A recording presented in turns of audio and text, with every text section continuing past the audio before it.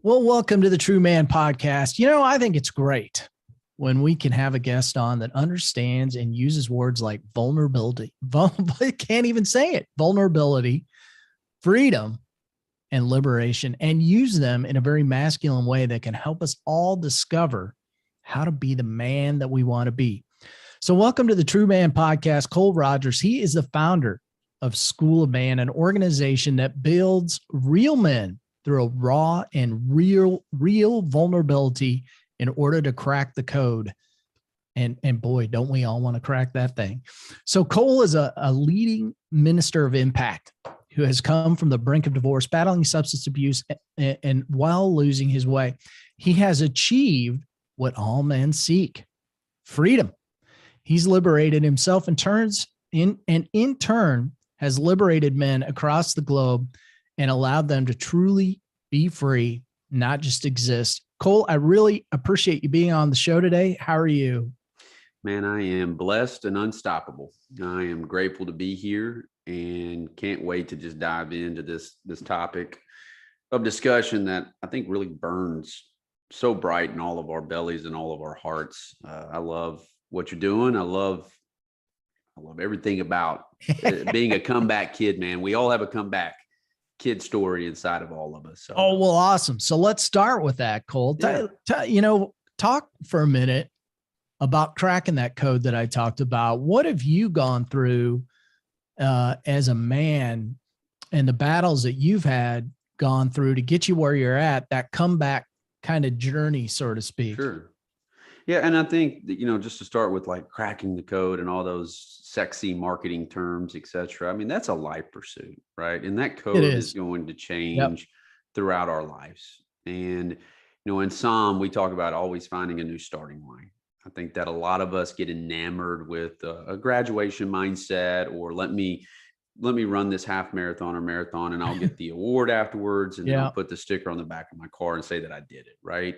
So when I say like, how do you unlock the code, from having it all to freedom? That's the one thing that we all are seeking. All of us as men and women, our children, this is what we fought for thousands of years. We're fighting for it today, is freedom, right? I mean, it is freedom. It's liberation. And you don't have to be, someone that's coming from an addictive background. I mean, it could be that you're doing well as a man in business, you're 10xing your income, you're making memories with your family, but there might be that one little thing in your life that you have to attack, right? So you don't get soft, and you got to make sure you're humble and hungry and smart and all that. But, with my story, I've always considered myself to be an underdog. I've always played life, this game called life, with a chip on my shoulder. I can relate to that. Yeah. I mean, I think it's always given me, in Psalm, we call ourselves Smurfs. I'm a short guy, so I'm not tall. And so I, called a little man complex, but I'll never forget Miss Mulligan in sixth grade. I was being a little terror, and I had just changed schools. I'll never forget this. She goes, "Cole Rogers, you're a little Napoleon." I didn't even know who Napoleon was at the time. Right. And I'm in sixth grade. My mom picks me up, and I was like, "Mom, Miss Mulligan called me Napoleon." And she looked at me, and my mom would, just her stare would be like, "Oh, yeah." I knew I was in trouble. And, my grades were terrible. Seventh grade, I flunked out in the fall semester, but I brought them all back up to straight A's the spring semester, won 6 awards, most improved student. And that's just kind of how the telltale of my life was there for a while. And I think a lot of men in particular, that the self-sabotage starts at such an early age, right? So you kind of identify, we all develop these identities, right? So I really got wrapped up in being that sixth man or the underdog or the comeback kid, right? And it developed some resiliency and a lot of muscle there that has paid dividends. I mean, goodness gracious, this past weekend was the Masters. Look at Tiger Woods. Talk about, on a comeback. Just for him to be at the Masters, let alone from all the stuff he's been through.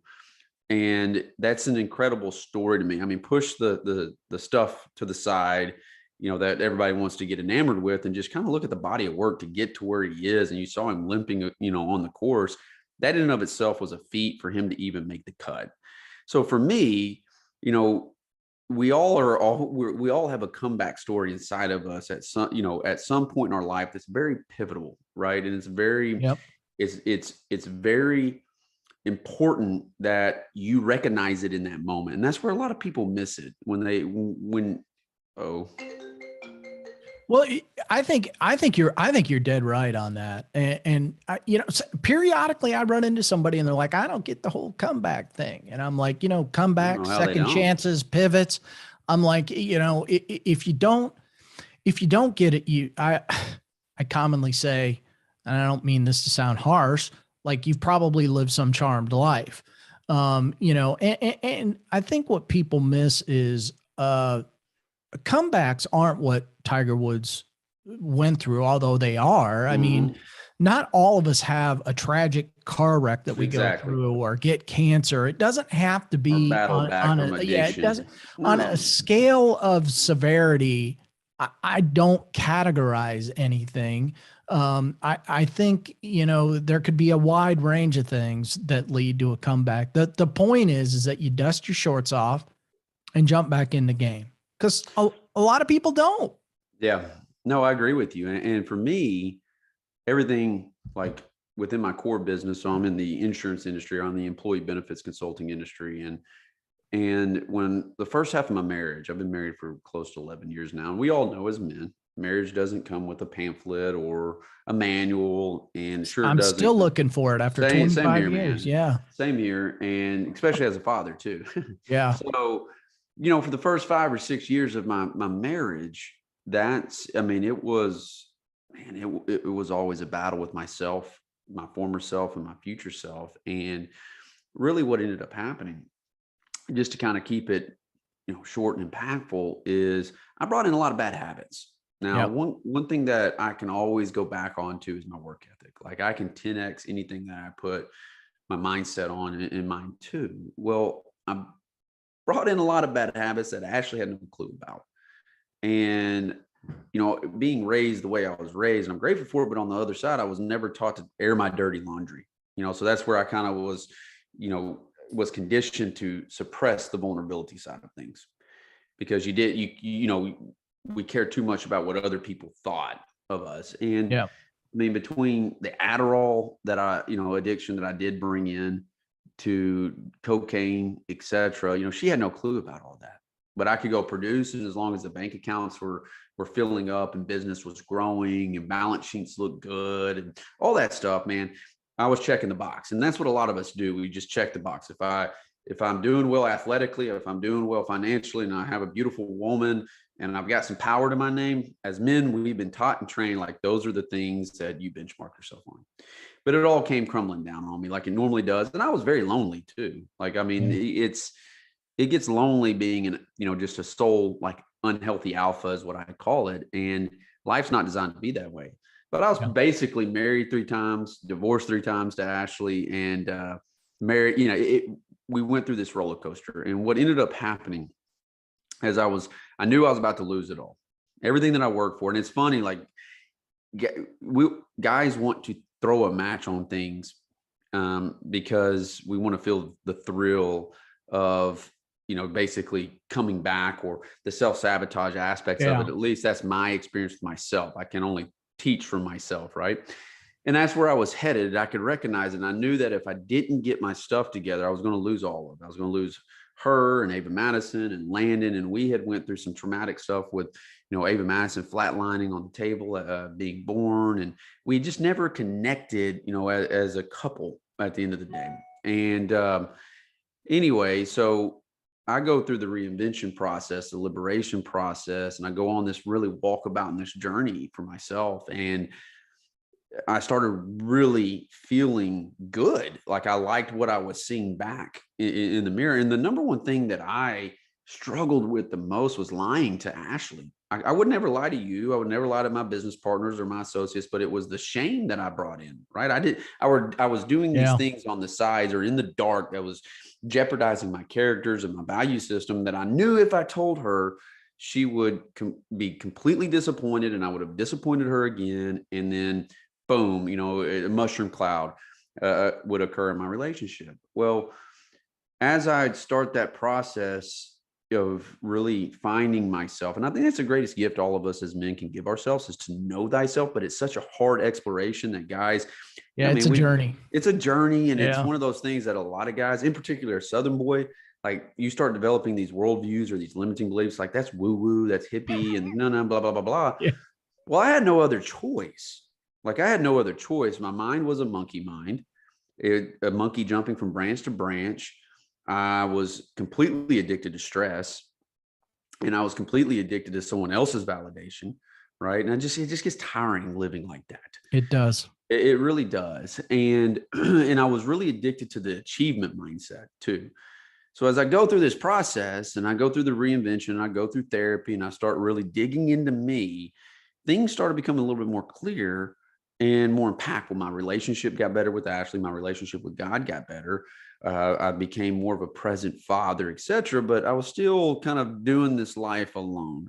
And what ended up happening, it was the straw that broke the proverbial camel's back, is that I put myself into Hell Week, a simulation of Hell Week, and it's designed for BUDS candidates and to get them ready to go through BUDS and go through Hell Week. You just did this on your own. You just like I up did. and like, Yeah. I'm gonna, okay. Well, if you want to, That's and here's the thing: if you want unreasonable results in your life, you're going to have to make unreasonable decisions. You're going to have to do some Yeah. radical stuff. Yeah.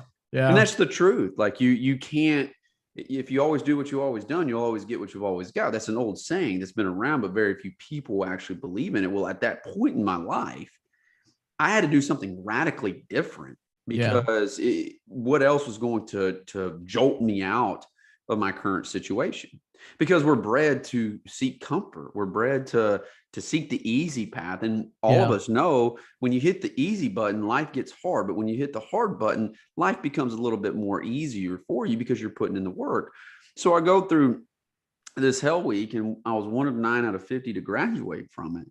But the most powerful thing that happened to me is that my teammate died by my feet. And it woke me up. I mean, it completely, like it would anybody. And you've been through hell and back. I mean, you've been through bone chilling water, up and down mountains, countless calisthenics and burpees and running and meeting time hacks and all these things. And, my swim buddy is someone that I is close to my heart. And at this point in time in my life, I saw, I was on this journey pretty much for self-serving purposes, right? Like it was, we're good at mistaking movement with progress.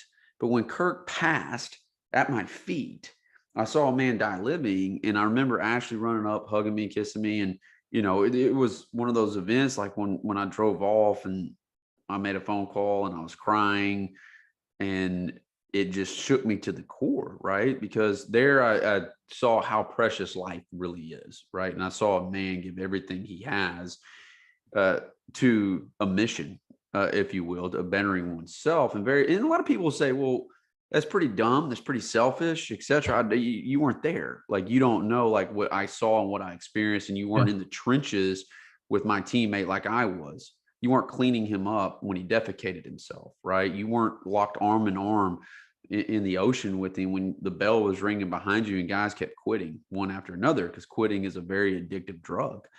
And at that point, though, like, things really started to change for me, but I had to go through more pain. I had to go through more pain.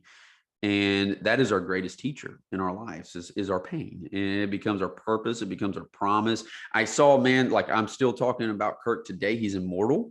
That is a major goal of mine, is to die immortal because of the good and the greatness that I'm going to put out in this world, and I am putting out in this world.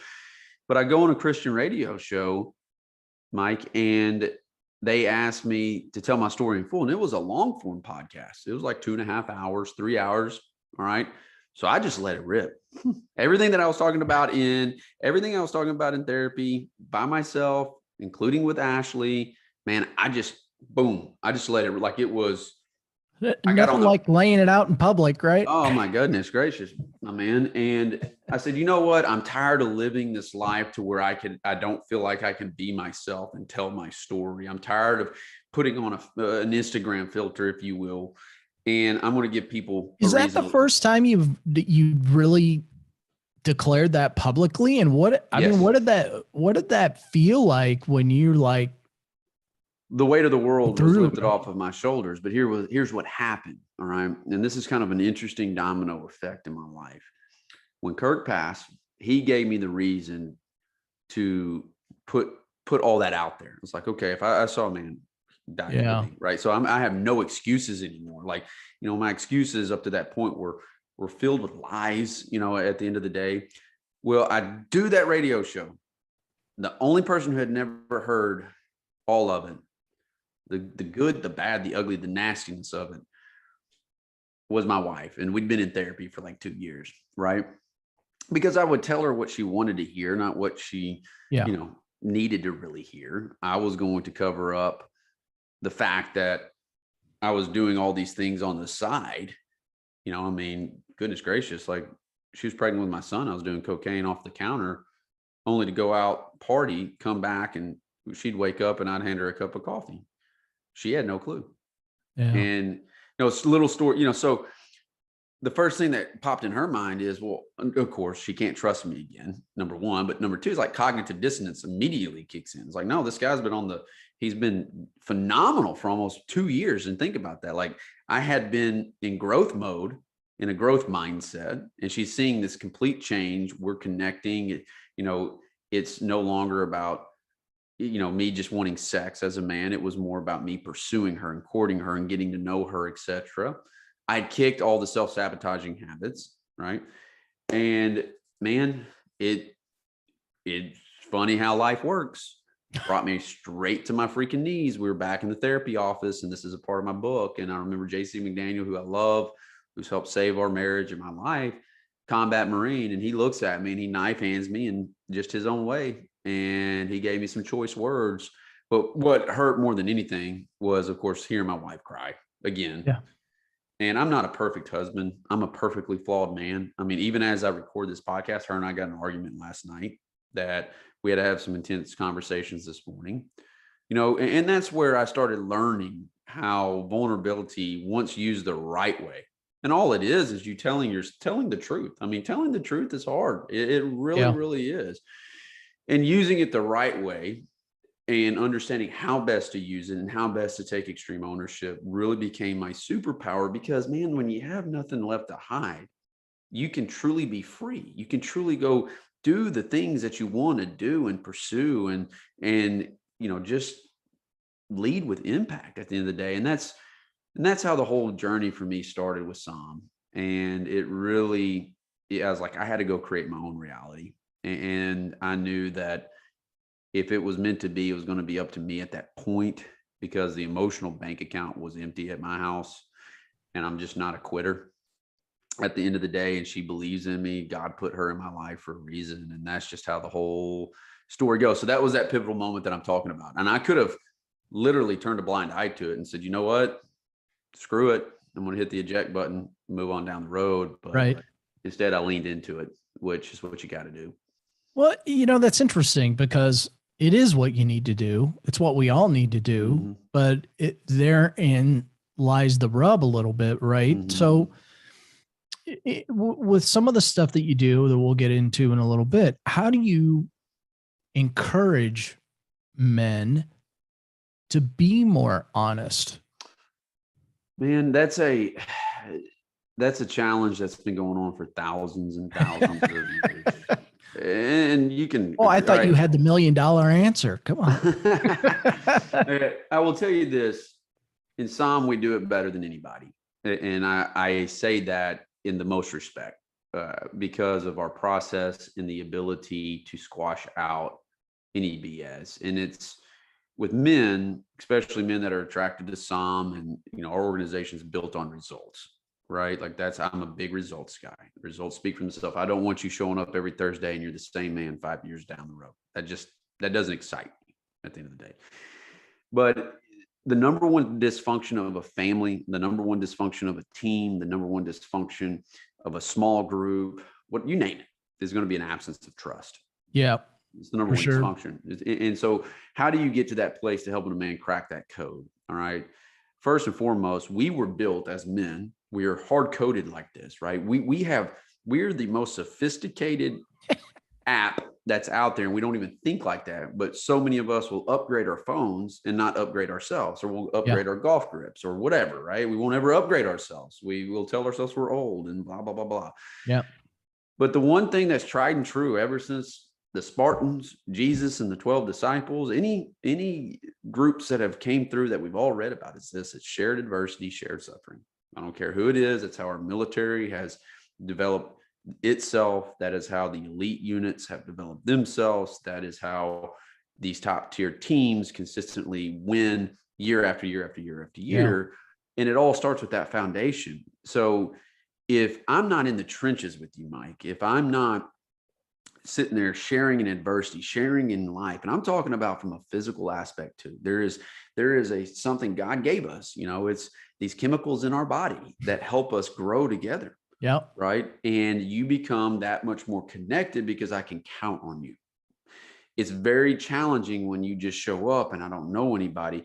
I have to figure out who is the guy that is going to, like we say in Psalm, go full send with his emotions and be willing to crack the egg, if you will, and be the one that's going to lead from the front, because that's what we're looking for. Men want social proof. They want to look at a guy. They want to look at somebody that they highly respect, a guy that can walk in the room and walk out of the room and leave it better than he found it. We all know what that looks like. They don't want to go to a dentist who has jacked up teeth. Now, that's the truth. True. Yeah, it's true. It is the truth. But once you find that one person from a vulnerability and a trust aspect, and he's willing to go there, and you're leading from that angle, it creates that domino effect on top of everything else that I had mentioned too.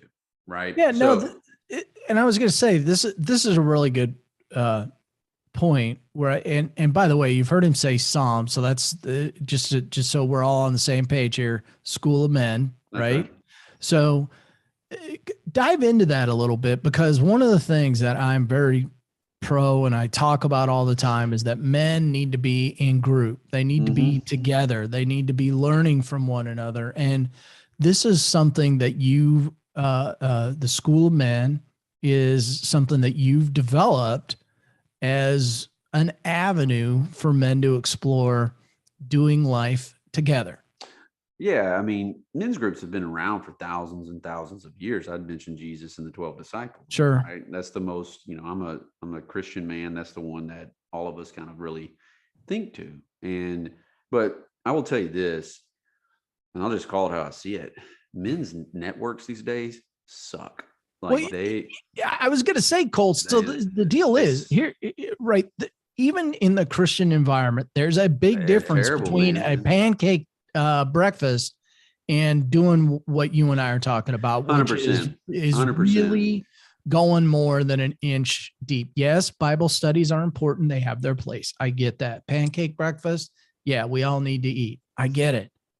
But that's not what we're talking about here. We're not. And the one thing, look, and I'm not here to bash on any other men's organization or anything like that, right? Because if you're out there looking to better a man, I applaud you. But here's where the rubber meets the road: is men want results, because progress equals happiness. And you have to help a man figure out what matters most to him in his life and meet him there. So, a lot of men's groups or organizations, et cetera, have this cookie cutter approach and or a mass production approach. And that's just not, you're missing the mark. In addition to that, and this is where I was disenfranchised here locally, that with men's groups here locally, there's no answer to the question of what's next. You could go through a 12-week program. You could do, you could do the fish fry or whatever. I don't care. Yeah. But you're not moving the needle. You're not actually creating a new Cole or a new Mike constantly, right? And that's tiring to a lot of guys. Like, they're like, I don't want that lifestyle. That's a 1% man mindset. And, that's when after the radio interview and Ashley and I getting back, into therapy, I was like, I got to create my own reality. Well, I went to a men's group and I told my story like that. I went full sin with my vulnerability, etc. They literally looked at me and went right back to their Bibles and acted like I wasn't even in the room. And I was like, dude, like, this is not cool at all. Not cool at all. And that's when I went out and created Psalm with one guy. And it was basically, I had to be reborn as a man myself. Yeah. Right? I can make all this money. I can grow this business. That's all fine and dandy. But if I don't have my family, then what's the point, right? My wife needed to see me progress, because talk's cheap. Talk is cheap, It right? is. And so School of Man, that's how it got. That's really how it got its start. And then it became an organic grassroots movement. More men started seeing results from other men in their unconventional ways. And, we pull from the SEAL teams, we pull from, all the great teams you can think of, and then started developing curriculums and lessons plans. And 4.5 years later to this date, it has just continued to evolve and expand and grow to meet a man where he is, right? Like he might not need, like this guy, if I have a guy that comes in, like I needed Psalm the way Psalm was when I first originally founded it, where I am today, where I am today, 5 years forward. And if I was introduced to Psalm, I would be looking at, okay, how do I 10X, my life and have it all? And how do I give back? How to become a better leader, how to become a better husband, father, etc. Where can I help in that process, right? How do I stay humble, hungry, and smart? Where another guy might be coming in at it and saying, oh man, I need a full reinvention, rebirth. I need to retool my physical, my mental, my emotional, the intuitional, and spiritual aspect of things. Got to take them down that path, right? Yeah. So it's very much a customized approach. And that's why we're not concerned with being the largest organization out there. We're more concerned about being the most impactful organization for men. And it simply goes back to producing results.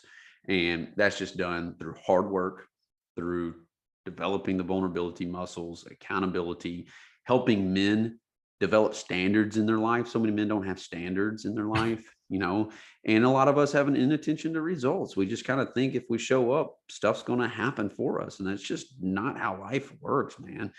But all the pancake breakfasts and stuff like that, they're good. But if you're not actually putting in the work and focusing on how to completely take your life to a whole new level and become the tide that lifts the ship, then all you're doing is simply existing. You're just checking a box.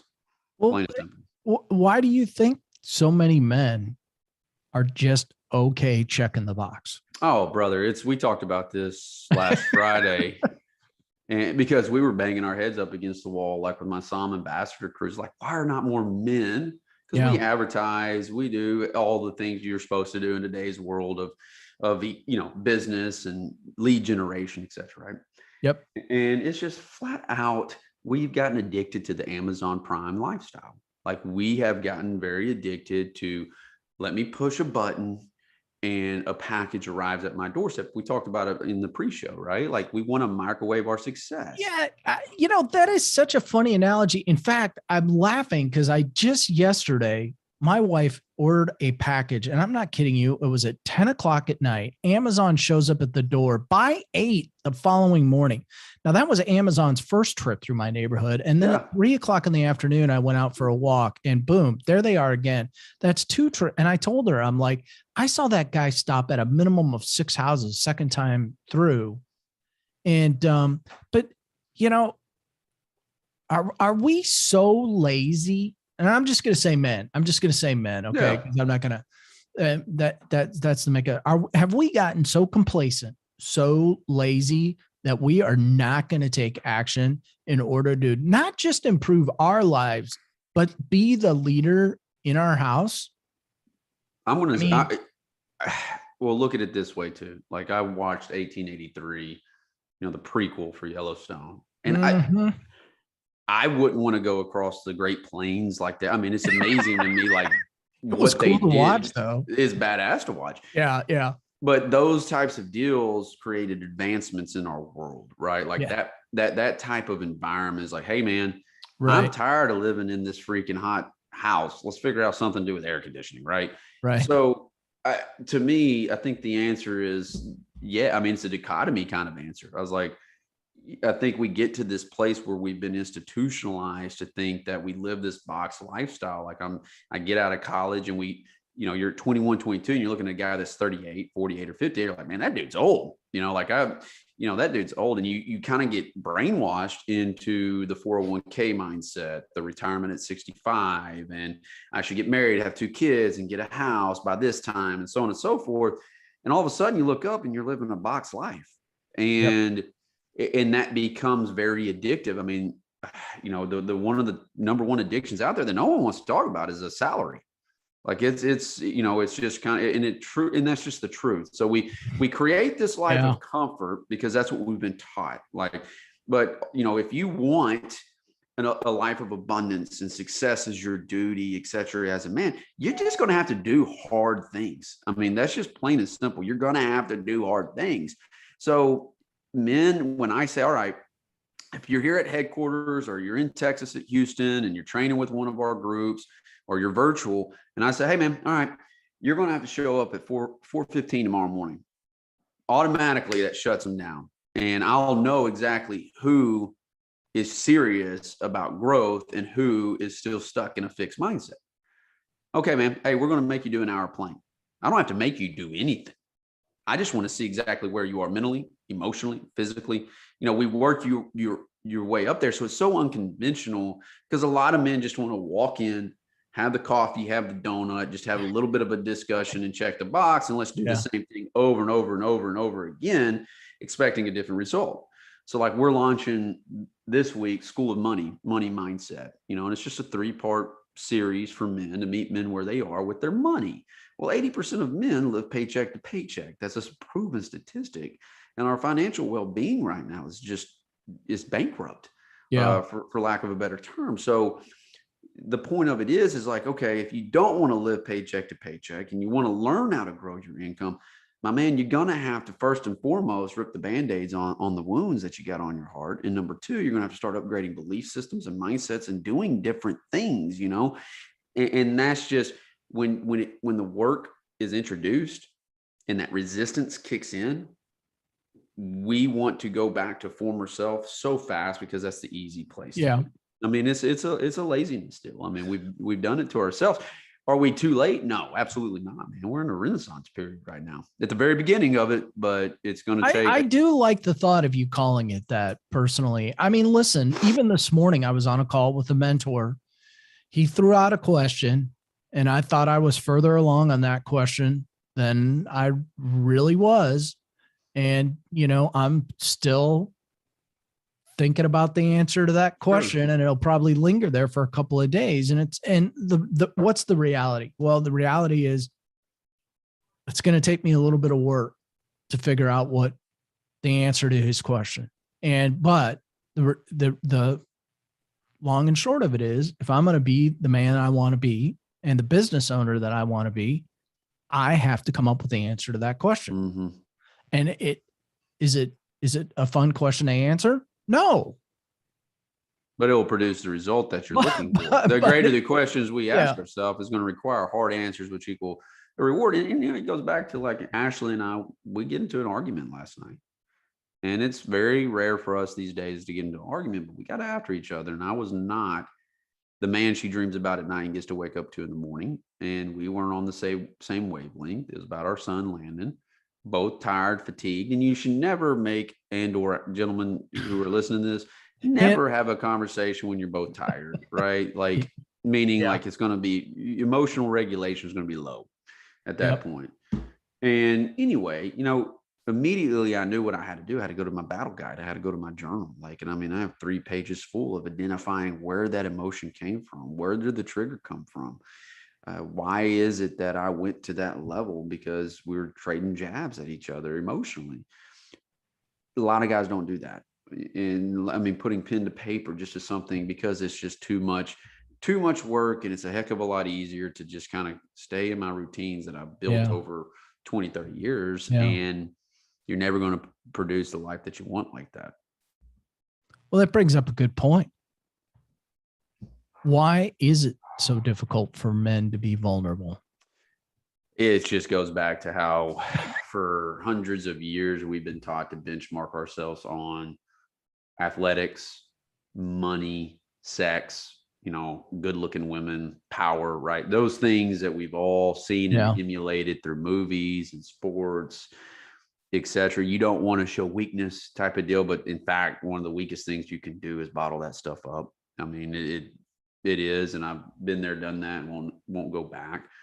So it's just it's a process, man. Like it's until you really have to. Guys aren't, you know, it's not like they're going to lead in and say, "Hey, man, I'm perfectly flawed." I don't know who else is in here, but I'm perfectly flawed, because we don't want to show weakness, but it's kind of a funny dichotomy that the real man in my book, the man that steps up and says, you know what, like the CEO that says, guys, I'm not going to get everything right here. I'm going to lean into my network to help me get to where we need to go. Just, but I'm going to make mistakes. I'll own them. I'll suffer the consequences like a man, and we'll all grow from them. Right. But this is life. Life's too short for us to constantly just play tug of war in our mind with wanting to be honest with ourselves and the world, or just kind of keep it behind an outdated body armor at the end of the day. So I think that the challenge is always going to be going back to this isn't new, meaning we've been programmed like this for hundreds of years, and you've got to be able to show that to your children, right? So like my job is to help Landon understand what that looks like emotionally, because a real man too is in tune with his emotions. Like you can't get him off of his set point by any stretch, right? But that takes work. I mean, that just takes downright dirty, hard work that a lot of men don't want to do. We want to have the prize without having to put in the work. That's just the truth. And kind of goes back to that Amazon Prime mindset. Well, yeah. And the reality is you're going to have to put in the work. And, one of the most, I think, and you bring this up, important aspects to that is the reality is, whether you think so or not, your children are watching you. Oh my goodness gracious. They're mirrors. 100%. Yeah. And they're going to follow the lead. So, that's, gets into the whole father son discussion, right? Or daughter, son, whatever the case may be, or excuse me, daughter, father. Well, and I was raised not to air out my dirty laundry. I was raised, I was raised to believe that money doesn't grow on trees, Cole, or a penny saved is a penny earned. All these kind of these things that you're taught at a young age, and you don't know any different, so you just download them, and they become they just sit in your subconscious. Until I started questions like, well, money doesn't grow on trees. Okay, well, I'm going to own the dirt and I'll own the tree. Like, what's wrong with me thinking like that? Don't air out your dirty laundry. Well, okay, what if this can help somebody? Like, what if this can make someone, a better man or a better husband, better father, because they need permission from a guy like me saying, oh my goodness gracious, if he's doing it, then okay, I'll raise my hand. And that's the goal of Psalm, is just to get each guy to raise his hand in a very domino style. I do hope by doing that we have better discussions, because I think a lot of us, it's not neither right nor wrong. I mean, sometimes you're brought up, because people know what they know, but I would like to think that our culture has advanced far enough at this point that we can have more broad-based discussions with our children so that they have the ability to make better decisions. I agree. And at least I would hope. Now, listen, some of those decisions, we live in a little bit different world than I grew up in. So I don't necessarily agree with some of those decisions or some of the things that are going on in our culture, but that's not up to me to decide. That's for each person. And on that point too, we are going, I'm not going to say we have to, I'm just going to change the narrative here. We are going to get back to actually being able to have a civil, constructive, vulnerable conversation to where I'm going to agree to disagree with you. This division that has been created in our country is bullcrap. And that also requires a level of vulnerability to say, hey, I don't know what I don't know. And I'm a conservative man, right? But I like to hear other viewpoints. I like to understand why you think the way you think. Yeah. And we develop these walls, right? We develop these worldviews. We get entrenched in them, and we don't ever. And that's the thing too, is like, you have to seek to understand and be understood. That's an old school principle from 7 Habits of Highly Effective People that we've gotten away from. It seems like that we're getting back to. Yeah, right? We have to get back to it. I said to my wife, and I told her last week, we're at the beach, and I said, this is going to sound really funny, but I'm just watching people walk by, and I just kind of want to bring them in and pull them aside and go, "Hey, tell me your story." Yeah. I in my life, I've never done that. And I thought, man, I just like want to start grabbing people and asking them about their story. And, cause it's like, here's the reality. I think we are all so much closer than we are far away from each other, I agree. And so, if you're listening to the 5 or 6 o'clock news, I mean, they're going to make it sound like we're miles apart. And that may be true in Washington, D.C.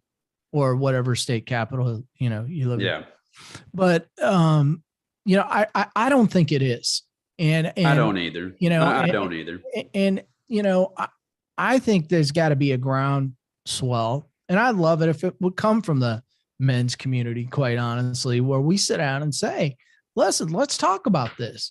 Let's talk about this. Well, and to that point, Mike, especially with School of Man, it is known that I want you to have the ability to come talk in regards to politics and how you feel, but you better be ready if someone has a different opinion. If you voted for Trump, cool. If you voted for Biden, I don't care. Like, at the end of the day, you should be able to have a leadership style conversation where people walk away and they are better because of it. But what ends up happening, and this goes back to vulnerability and what we're talking about, is like a lot of men don't understand how to regulate emotions. And when you don't understand how to regulate emotions and you let something, you control you. I can't make you sad. You make yourself sad. I can't make you happy. You make yourself happy type of deal, right? That's another piece of where the evolution of men, it has to head, it will head. And this is why I call it a renaissance period, because we have to be the change that we want to see in the world, right? You have to be, and you only do that by knowing thyself, and being able to grow, not necessarily with just like-minded men, but men that are going to stretch you and pull you and make you think differently, operate differently in the best way possible. That's why I said earlier, a lot of men's networks suck, and you look around and a lot of there's a lot of lonely guys out there, or that you've always heard, and you've heard this, I've heard this. Hey, if you die with 5 good friends, you done really well. I was like, well, that's a crappy way to live your life. If I die with 5 good friends, that's BS. That means that I did not have a very positive impact or influence, and I just decided to quit growing. And it's probably the 4 guys that we've been having the same conversation for the past 30, 40 years on the same stuff. And no one's actually moving the needle in the right area. We've been waiting until we're 65 to retire, and then we can play all the golf we want type of crap. The point is that your network will determine your net worth. And I don't just mean an economic freedom. I'm talking about the whole gamut of life. It just, and you, like Sam, the greatest thing about Sam, none of us knew each other before the thing started. It's the craziest thing. And it gets very, it attracts men that truly want to be intentional and not conditional in their life. And, it's not for it. It's for every man. It just might not be every man's ready for it at the moment. And I'm a very big believer that the quality of men you have in your organization is going to represent the quality of product and result that is produced. We truly care to hold you lovingly accountable and to tell you to get your crap together. I'm not going to tell you what you want to hear. You're going to hear what you need to hear at this point. That's why you came to Sam. So great discussion today, Cole. Love it, man. Cole, tell everybody how they can get a hold of you. Where can they find you? Yeah. So the first place to start is on our website, schoolman.live. I would take the Battle Guide Challenge. It's a 7-day challenge. It's our personal battle guide to help you use what we like to call the rifle approach. So focus on the one thing that is going to drive the greatest result in your life. Start there. All right. And then, of course, follow us on social. We're on Instagram, Facebook, LinkedIn at School of Man there. Follow me personally too. I post a lot personally as well. And then pick up the book, hear from other guys, schoolofmanbook.com. So there you have it. And we'll put all that stuff in the notes so they can find it. Cole, I know that's a lot. It was great talking with you today, and really enjoyed our conversation. We'll have to have you back. Extremely grateful. Thank you, Mike. Take care. See you, man.